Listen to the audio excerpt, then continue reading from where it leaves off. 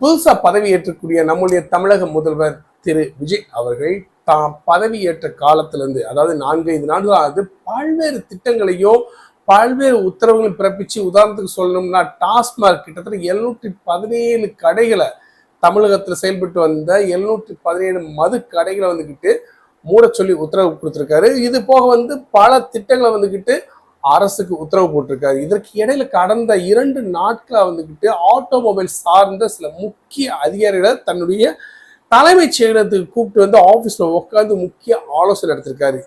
இன்னைக்கு காலையில TVS company மற்றும் ஹட்சன் மற்றும் பிஎம்டபிள்யூ இந்த மாதிரி ஆட்டோமொபைல் சார்ந்த தொழில்துறையை சார்ந்த சிஇஓக்களை முக்கிய அதிகாரிகளை கூப்பிட்டு தமிழகத்தின் முதுகெலும்பா இருக்கக்கூடிய ஆட்டோமொபைல் சம்பந்தப்பட்ட ஒரு முக்கியமான ஆலோசனை நடத்தி முடிச்சிருக்காரு. இந்த ஆலோசனை என்ன சொல்லியிருக்காங்கன்னா, அவர் ஏற்கனவே வாக்குறுதி கொடுத்திருக்காரு இல்லையா, விஜய் அவர்கள், தமிழக முதல்வர் விஜய் அவர்கள் வாக்குறுதி கொடுத்தது மாதிரி 2036 ஆண்டுக்குள்ள தமிழகத்தின் பொருளாதாரத்தை 1.5 மில்லியன் அமெரிக்க டாலரா உயர்த்தணும் அப்படிங்கிறத சொல்லியிருக்காரு. அதற்கு ஏற்றாற் போல ஆட்டோமொபைல் சம்பந்தப்பட்ட முதலீடுகள் தொடர்பான விஷயங்கள், வெளி மாநிலங்கள் வெளிநாடுகள் முதலீடுகளை எப்படி, இன்வெஸ்ட்மெண்ட்டை எப்படி ஈர்க்கணுங்கிற ஒரு விஷயத்தை மையப்படுத்தி இந்த ஆலோசனை நடக்கப்பட்டதாகவும் அது ரொம்ப முக்கியமான விஷயம் அப்படின்னு சொல்லி இந்த ஆலோசனை நடந்திருக்கு.